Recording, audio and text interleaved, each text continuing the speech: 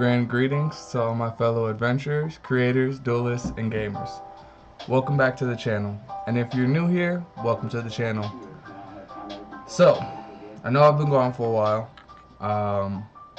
Today's Phoenix Forge Storytime episode will be explaining exactly that. Why my hiatus was so long and why I've been gone, in the past year. So, I did write down some notes so I can, keep myself on check in terms of like memory and whatnot, and I'll just be going through my entire year, and I want you guys to know that it's more personal than I usually am on here, because I do keep it, transparent with y'all, and I try to keep y'all up to date on what's going on, and tell you 100% honesty of everything, because I don't want anything. In my eyes, I think companies should be 100% transparent, so that's how I'm gonna run my company. So, but today's video will be just a little more personal because it's really going more into my personal life. I do keep a fine line between, the business side and my personal life, even though I am someone who opens up a lot more, more than a typical business owner would.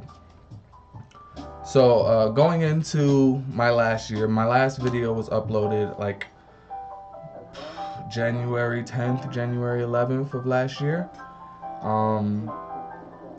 So since then, I am no longer in that house anymore, as you guys can see of the background change. And more importantly, my marriage didn't work out. So my ex and I are getting a divorce. We're still going through it, through the divorce. We do have 2 kids, so that makes the process a little bit longer. But as we're going through that, we're just still steady, steady striving and continuing on our journey. And so my marriage really didn't work out. I lost the house. So at the end of January, I had to leave the house. So I had been living in my car from February to mid-March. For those of you who were following along in the channel, then you might have known that at the time I was not working. I had switched places of being the breadwinner in my house, because at the time I was developing my stuff. My wife, she wanted to work instead of stay home, and I felt like I wasn't being able to develop on my stuff, and I also wasn't getting enough time with my kids. So it was cool. We both agreed to it. So she became the working parent. I became the stay-at-home parent. With our relationship not working and the marriage not working out, that actually ended up kind of screwing me over, because then I was left in a position with no money. Because I was in that position, and it started in February, right? I went back to work because the baseball season started up. It starts back up in April, but we start working typically in March. So I was gonna start going back to work in March. So I didn't want to get a little little job or whatever at McDonald's or just whatever one-off job for a couple weeks just to leave it and then go to the next job. So what I would do is I would Uber and I would DoorDash, just to keep bread in my pocket, and I was just gonna rough it out until I start working again. So from there, my job never started for some reason. This season started late, and so I never got to work till April. So then that screwed me over a lot. So once I started working, it really wasn't April. It was really mid-March. It was really mid-March that I started working again. But it's just I wasn't expecting having to wait those 2 weeks going into March. I thought like, usually like March 3rd, March 4th, we usually start working around. So like having to wait those 2 weeks actually screwed me over even more. So from mid-March to late June, once I started working, I was able to afford a motel. So I was living in a motel from that time. In late June, while living at that motel, and mind you, while I tell you, me and my ex, we did split ways in January. Back in mid-March, when I started working around that time, and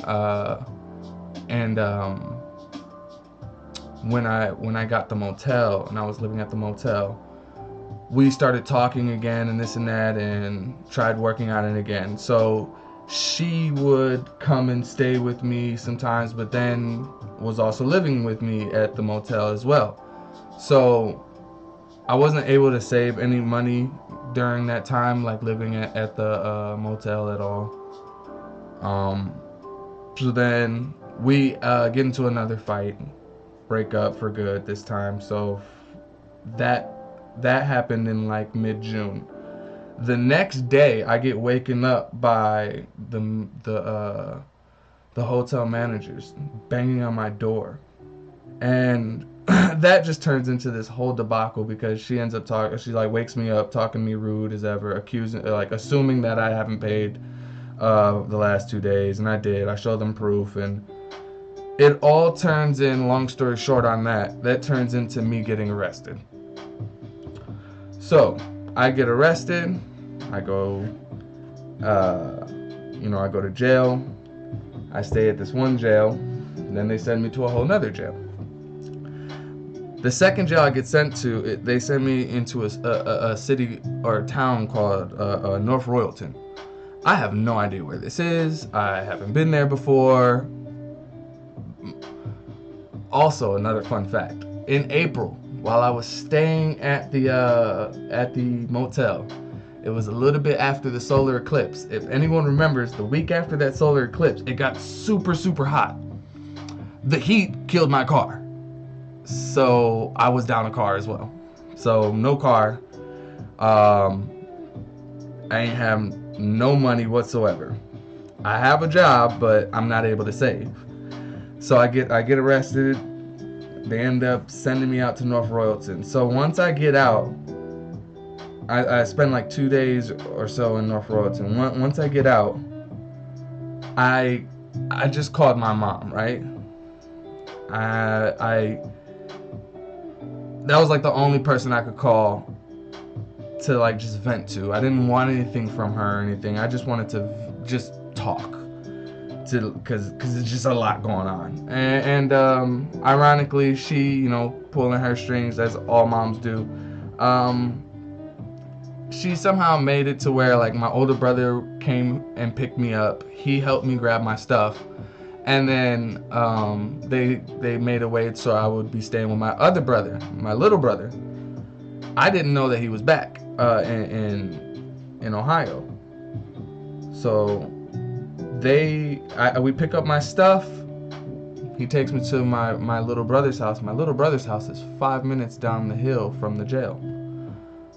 Ironically, in North Royalton. So then from there, because I was living at the motel and I can't go to the motel anymore and this and that, so mind you, I didn't do anything at all. Trust me, like at all, literally at all. So I have no car. I have a job, but I'm out in the middle of nowhere, right? I'm staying in this town, North Royalton, with my brother. So my brother, he's in his own apartment, but unfortunately he has his own situations as well. When I get there, I remember he was a little short on rent for this month's rent, and because I was there, now I was able to save up like $250 altogether, like throughout all of the time I've been working from I'd say June to after me and my ex split up. So from June to I'd say about August or so, I was able to save up a little bit of money. and it was just like $250. Excuse me. And so he was short on rent. I just gave him the money that I saved. It was he needed like around $250. It was literally just like the exact amount that I had saved. So I just gave it to him. So that was like my part in paying rent, because I'm staying there now, but also just to help my brother out. And while I don't regret doing it at all, or didn't feel any type of way when I did it, looking back on it now, as an individual, I probably shouldn't have gave up my 250. I probably should have gave at least $100 or 150 or whatever, instead of just giving everything. And just one of the common themes and lessons I've learned throughout the year is stop giving my all to people when I'm trying to help someone. You can help people, but don't give away your all. I'm still not paying for YouTube Red. So that really kind of screwed me over financially, right? We're in the same boat.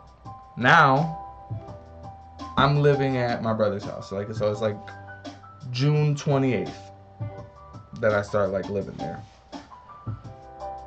So I have to Uber or Lyft to work. I live 30 minutes away from where I work.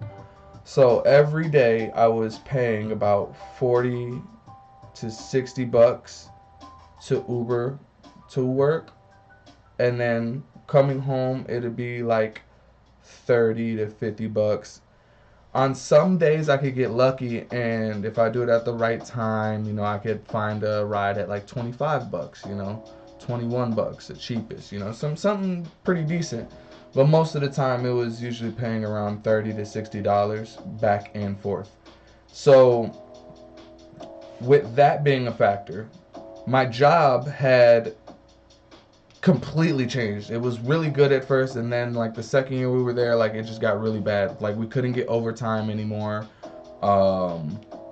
They shortened everyone's hours for whatever reason. And yeah, so between those two things, I was getting less hours. So the amount of money that I was making was basically just enough to take me to work. And I wasn't even able to pay my bills or anything like that. So my phone got cut off. I would literally only have $10 left, and that would be how much I have to spend for food and whatever else I need for the next week, until the next week, or the week after that if it's an off week, because sometimes there were weeks where whole weeks where we didn't work, because if you know about baseball, there are some weeks where they're away. When they're away, we don't work, so that screws us over. So yeah, I literally was just working to go to work, and that was hard on the mental, very, very, very, very, very, very, very hard. It was really hard to try to stay positive in a moment like that, because it was I don't even need to explain it. Just going to work to just make just enough just to be able to go to work next week is not a goal. It's not an experience you want to experience. And so that ultimately snowballed into this huge thing where basically I had no money. I wasn't able to save anything. I do get my school checks, so I got a school check. I was gonna use it to get a car, but because my phone bill had shut off, I had to pay the phone bill. I also have all of the stuff from my house in a storage unit, which I pay for every month. So that was behind by 2 months, because I hadn't been able to pay it. So basically my entire school check went to paying my phone bill and paying my storage unit. The last little bit of money that I had left over from that, I wanted to try to at least like rent a car or something, you know, just so that way I could like stop paying for Ubers and this and that, and then try to make some money on the side too, because you know, just having a vehicle in itself is profitable. And so we go through that process all the way up till October 20th, right? So from there, my younger brother, he gets his lease is ending, right? He can't pay the current month's rent, and his lease is ending. So we gotta go. He has nowhere to go. I have nowhere to go. So boom, we're both homeless now. So from then on, that was October 20th, the last day that we had to leave. So the first week of being homeless, we stayed in this little shack that we found. After that, in that first week, we stayed in that little shack, and then I remember like 3 days after we were staying there, the owner came by and told us we had to leave. And then we explained our situation, and we asked him if he could just give us till Friday, and he was cool, and he gave us till Friday, which was really, really dope of him. And Friday was my birthday. So Friday we had to leave, and we walked around all day searching around for somewhere to go. Unfortunately, like, we couldn't go to any of the Salvation Armies or anything because most of them were full, and then also I had my cat with me. Most people would probably, you know, when they going homeless or something, they'll probably just leave their cat and abandon them. I didn't want to do that. I don't know, like, it just seemed really messed up to do that, so I didn't want to abandon my cat. So we couldn't go into any, like, Salvation Armies or anything like that. And so we walked around the whole day, and I thought of one of my old coworkers who I was really cool with and see if he could help us out. So we walked over to that neighborhood. He wasn't there. There's an abandoned house across the street from there. So we just sat there and chilled to wait to see if he'd come home. And he never showed up, but we were at an abandoned house, and nobody bothered us, nobody looked at us, blinked an eye. So we stayed on that porch, and we stayed out there for about a week on the porch. Then on, like, around that second week, it started to rain, so we put everything up and finally went inside of the bando. And so we were staying in there from then on. And so let's see, like, we made our little setup, made it the best of our situation for real, and I would continue to, like, work on my stuff, work on my schoolwork, develop my games. You know, there's a McDonald's around the corner from the abandoned house that we were staying at, so I would go there and use their Wi-Fi and just stay on my stuff, because I felt like even though I was going through this entire trial, it was most important that I, like, kept working on my stuff. And also that was, like, the one part of it, like, of everything that kept me, like, sane, I guess. Like, it was a clear goal in sight, you know? And it's like, as long as I had that goal in sight, like, I could keep taking a step forward. And so in the third week, you know, our spirits were high, the mental is great, you know, we're laughing, we're good. We were really, honestly, we were, dare I say, thriving, but we were really, really, really blooming inside of that bando, like, mentally and spiritually. During this time, he's putting in applications, I'm putting in applications, trying to, you know, get jobs. We're both looking for work. While at McDonald's, and mind you, I got no phone calls back. I was was calling places, and they would be like, all right, yeah, well, the manager's not here, today. They'll call you back, blah blah blah. Never get a call back. Excuse me. And so that really, really stunted like momentum when you're trying to like really get out of a hole and make some money, or just move forward. And it's just like, it seemed like everything was around you was just put on pause, like everything stopped. And so either way, like I said, I would continue going to McDonald's and developing on my game and working on my schoolwork. And I met a plethora of entrepreneurs at McDonald's who gave me their business cards and whatnot, because I would actually go there dressed up. I would wake up, I'd put a polo on, put some khakis on, and I'd go there dressed up because I wanted to. It's very. I'm really strong. I'm really like poignant on like mindset and having a strong mindset, and you are what you think type deal. And so I believe like presenting yourself as someone who owns a business will give you the opportunities of someone who owns a business.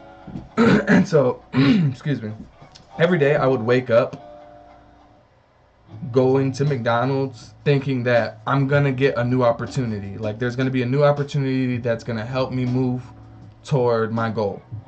And like that's why I say I want to say like we were thriving, because it's like I felt unstoppable in that moment where I knew for a fact when I woke up I was going to be blessed with an opportunity. And literally when I started in that third week, when I started doing that, that's what happened. Every day I woke up and went to McDonald's. Like somebody different would like notice me and be like, hey, like I noticed you're in there, over in the corner working on your, working on your stuff. Like they don't even know what I'm doing, but they just assume that I'm working on some business or doing schoolwork or doing whatever. Like my presentation looked like someone that was being productive in business, and that's exactly what I was going for. And so that actually produced a lot of opportunities for me, getting business cards and networking opportunities. Throughout all of those, I ended up meeting a woman who owned her own construction company, and she was looking for workers. I gave her my brother and I's information and told her that, hey, we're looking for work. So she gave me her card, and we exchanged information. And so yeah, I ended up continuing working on my stuff, and I go back to the bando, tell my brother like, hey, I just may have gotten us a good job opportunity. We should be starting soon. She doesn't call me for like 3 days. On the third day, I just took a walk because we were just sitting in the bando all day. I just went to take a walk, and I'm just like praying to God, like, God, please, like I need a job. I need to work. I need some money. I need it. Like I'm in need. And so immediately as I was thinking those thoughts and just talking to God and praying to God, I get a phone call from that woman. And she tells me that she's on a job. She has a job. She wants me to start Monday. I'm like, all right, sweet. I end the call. I'm like, hallelujah, hallelujah, hallelujah. Like, thank you, God. Appreciate it. Like, thank you so much. And so I'm just walking back to the house with a new energy on some, like, success. Like, we did it. Then that Monday was November 11th. So November 11th, the first day on the job, everything was great. 3 days in, I get the feeling to talk to her about my situation, and she invites me and my brother to stay with her at the house we're working on. Now, she's staying at the house that we're working on, right? So it begins to snow that same week. The same day, November 19th, we get hit with a snowstorm, like a blizzard comes through. And so she tells us like, hey, go pack your things up and then bring them here. So she got us a ride. We went back to the bando, packed our things up, put them in the truck, and we go back to the house that we're working on. So she, when we come back, she gives me a deal. She makes a deal with me that, okay, that while we're working on the house, we'll be renting out the second floor apartment, like, and because it's a triplex, it's 3 units, the down, the middle, and the top, and so we're in the middle, and so we make an agreement that we would stay here, um, while she's renting out that level while she's working on the house, renovating the house. Okay, cool. We split rent. I do half, she does half, she does utilities. Cool. So that goes on, and me and my brother, we move in. We're grateful. The house is warmer than the bando, but not too warm, like, because it's actually like a super cold draft.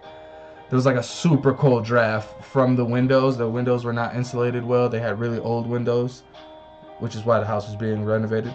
Um, and so there's this crazy draft that comes from the windows, and then the door right there, also there's a crazy draft that comes from the door. So you're just being hit on like two fronts with just cold air all the time.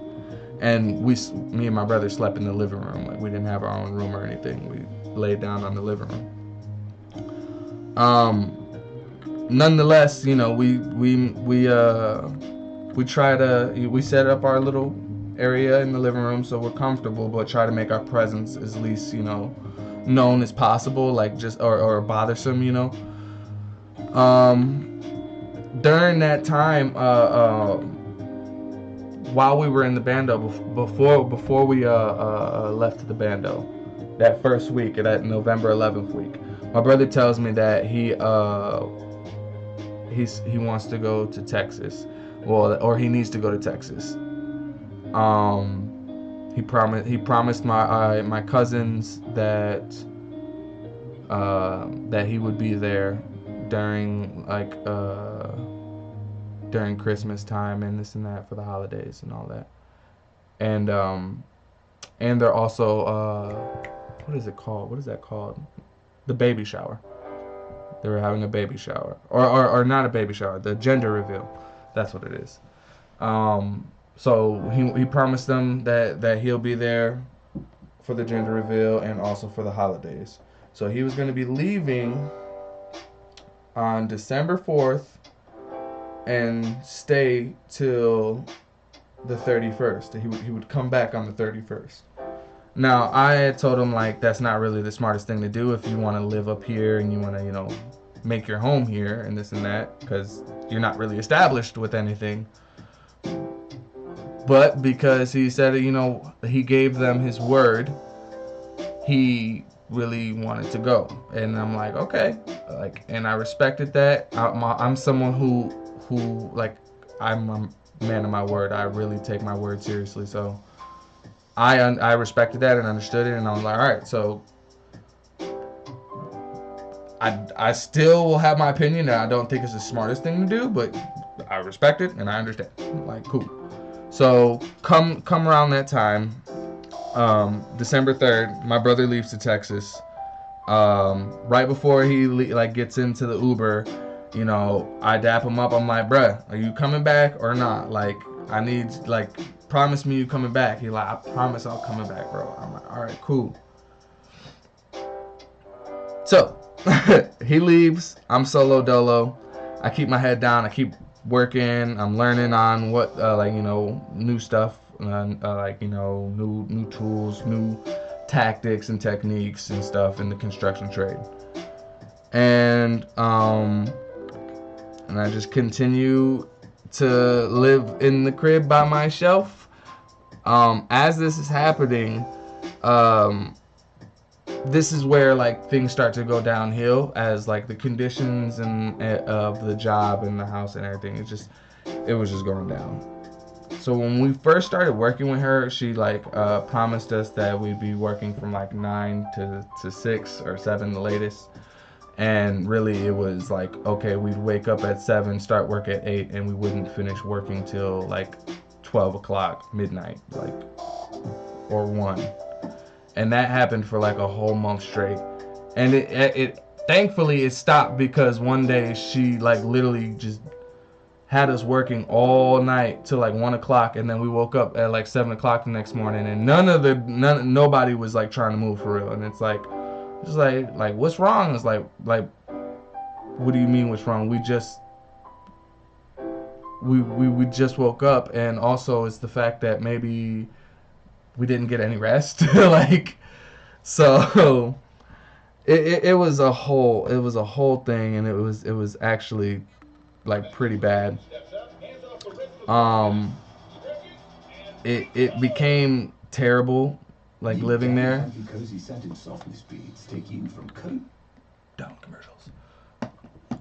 It would become like a really like burdensome, honestly. So at first she was like very like kind and charitable, right? But then as you get to know people and you stay around them more, you begin to see their true colors and this and that. And so this person ended up just being someone who presented themselves as a very, very kind person. While they are charitable, they're like someone who like throws it in your face. Like the good things that they do for you, like they hang it above your head, you know? Like they keep tabs of it. And then will throw it in your face. So I don't really find that as charitable, because charity comes from the heart, and like you don't use that against people. But like this person was charitable by definition, because you would have to have a charitable heart to do something like that, you know. And it would be a problem. Like she would buy food for the house and tell us to eat. Not just me, but like even like the other workers and other people who were staying there. She would tell us to eat, but then when we eat, it'd be a problem, and she'd complain and yell about it. Same thing with like drinking water. If she bought water or something, like it'd be a problem. And it just got to this whole point where it was just getting like, when I got there, I bought me and my brother food. I would make sure we bought our own groceries, because I've already kind of been in that situation and I already know how people are for real. So I already expected that to turn out that way. And it turned out the way I expected it to turn out, honestly. So I wasn't surprised. And so it turned into those things. Then the fact that I wasn't getting any sleep, between not having a actual like peaceful area to sleep in, because again my room was the living room. So I basically had to wait till everyone got tired and goes to their rooms so I could lay down. Then when it came to waking up in the morning, like I do wake up early in the morning, but I don't like being rudely awakened, and I'm sure no one else does. But I would be trampled over by by our dog, and I couldn't keep waking up like that. So come around December 28th. So that was from like December 3rd to December 28th, how my mental status was going. And around December 28th, I call my brother, because I'm getting excited for him to come back and this and that, and see how he's doing. Also to let him know that like the phones might get cut off, because during this entire time I've been working with her, since November 11th, I haven't really been getting paid. Like she'll throw me like $50, $100, this and that. Mind you, my phone got cut off during the time that I last paid my phone bill, and from the time that I've been working with her, and I haven't got paid, you know. So my phone bill gets cut off. Then so I'm it's supposed to get cut off like the next day or whatever. So I'm making that phone call to let my brother know, like, hey, the phones might get cut off. How you doing, this and that. He tells me he's good, but he's gonna be staying there 2 more weeks. That, like, honestly, it drove me insane. Because he literally gave me his word that he would be back. I don't know how that works, but that was his logic. And so I told him, like, all right, man, well, like, have a good time, man. Like, you got it. And I told him, like, he I can't keep looking after him, because there was other things that I had already helped him with as well, and I'm not, I'm not, again, I don't even want to like sound hypocritical when I say like, you know, the things that I've done for them, but it's just as an individual when you're helping someone over and over and over again, and like the one time you kind of need them to do something for that for you, like it doesn't, like they don't really come through or help at all, or they go back on their word or something like that. So it's moments like that that you realize like, all right, I got to stop. Again, lesson myself learned, stop pouring my all into people. Stop pouring, I can't give my all or you know, give everything I have to help somebody, right? Because then I have nothing. So that screwed me over even more with him not coming back. So we part ways. Come January 11th, I'm fed up with the entire situation. So I call my best friend, tell him the situation, tell him I gotta get out of here and I can't take it anymore. Like I keep my patience because I wanted to finish the job, and I wanted to wait so I could, like, you know, get the rest of my money. Because the entire time from January 11th, from November 11th, I've made like a total of like $733 over like 3 months, or I'm sorry, yeah, from November 11th to January 11th. That's 3 months. Yeah, made only like $700. So I barely had any. I didn't have any money to pay my bill because my bill was overdue, and I couldn't make like partial payments on it to get the phone back on. I had to make the entire like payment, and whenever I got money, it was nowhere near the amount of what my phone bill was, but I needed food. I do smoke, you know, I drink wine, you know, so like with all these things going on, like I ain't had no money at all. Oh, doing laundry, buying laundry detergent and all those things, like I had no money at all. Like that, the little 50 or $100 that I would get, like that was gone. And I would have to, you know, pay my friends back, the friends that I do have to look out for me and help me financially when I'm in a like pit or something. Like I would have to pay them back. So I, again, not making any money while working to the bone at this job, and it was insanity. It was actual insanity. So January 18th, I finally break. I call my brother, and he tells me he's got a spot for me, and he can come pick me up, but I gotta wait. So another one of my friends, he invites me out to hang out with him. I go hang out with him. We're chilling. We have a great day. And then after that, my best friend tells me that he's ready to pick me up and this and that, but I'm out with my other friend. My other friend tells me, like, I asked him if he could just take me to the house and help me move my stuff. He says, yeah, cool. So he helps me move my stuff. So I move into my best friend's brother's house, and I have a room to myself. It's warm in here. There's heat. And I have a bed, and I'm not getting trampled over. We eat really, really good here. My best friend's older brother makes sure we're really fed, and like I'm super thankful for that.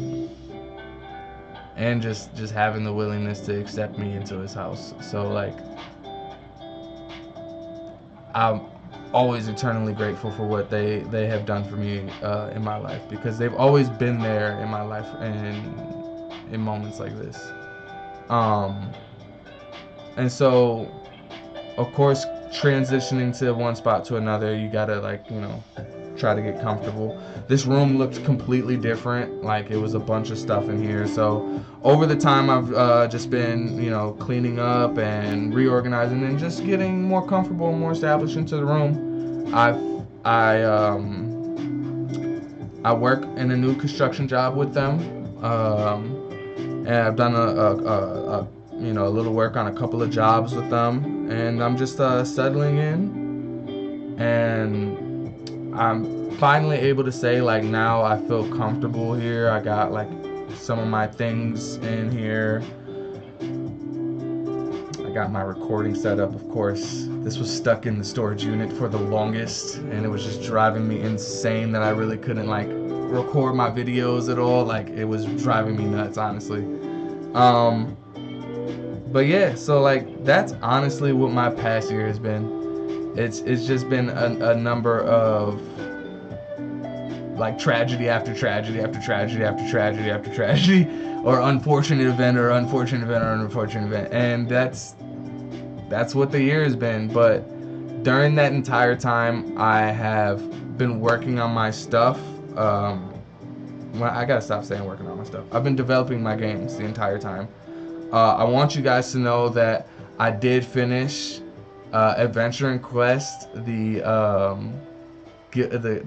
Game Master's Guide to the Prismatic Nexus, and so the GM's Guide is done. I finished it.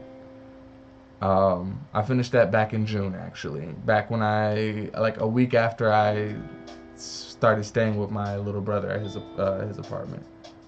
I had finished GM's Guide. So I started with Embermane's Secret of Powers, which is the player's handbook.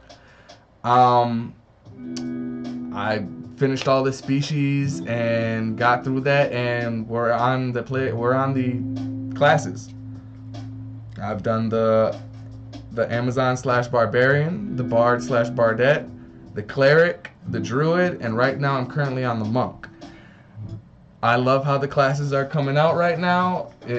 Everything's like feeling great, looking great, and I just want y'all to know that I have been literally developing these games full steam ahead. I never not once laid this stuff to the side or put it on the back burner. It has always been #1 priority. Like, every day waking up, I make sure that, hey, I'm gonna work on my stuff. I'm gonna develop my game more and more every day, like whether it be just for a little bit or it's the whole day. And so I've made monumental progress. One of my yearly goals was to finish one or both of my books, and I did just that. So despite all of the tribulations and trials and challenges that I've gone through, I could say that I feel like that I won. Like, I feel like I can say that I walked out of those challenges the winner.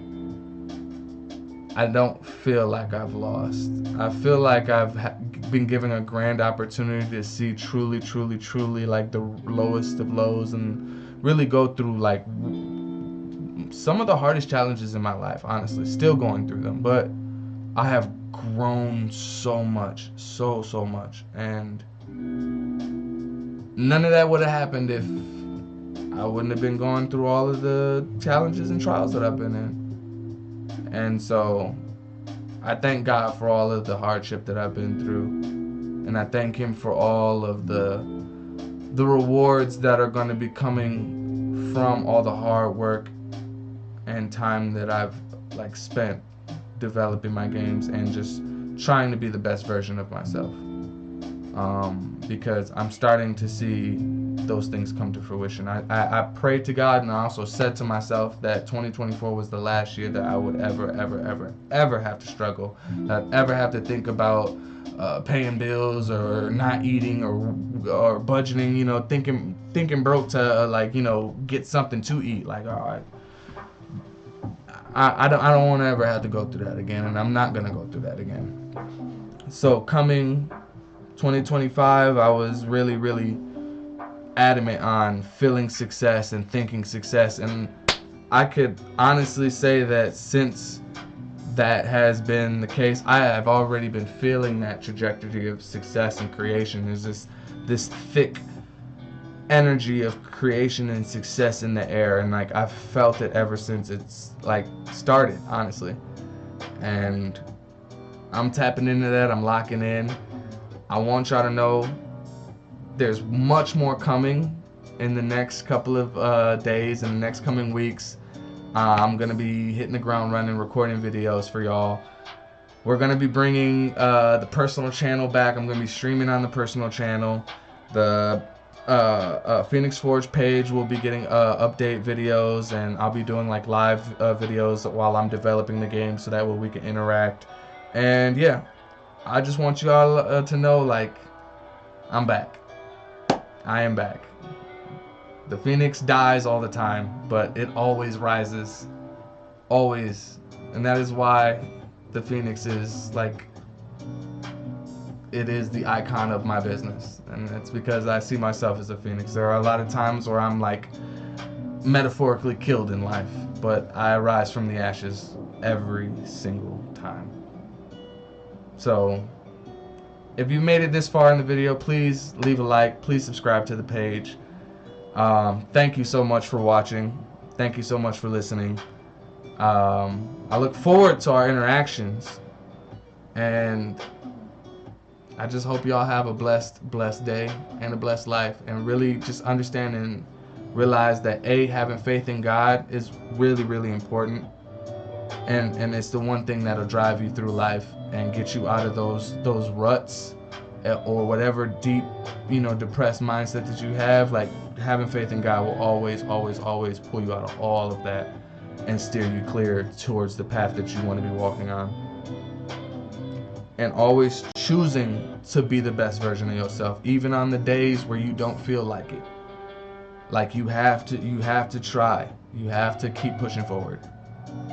Continue to have faith, continue to push forward, continue to make at least one step forward, and you'll see how all of it just falls in line, trust me. Joy, love, and peace. I'll see y'all next time.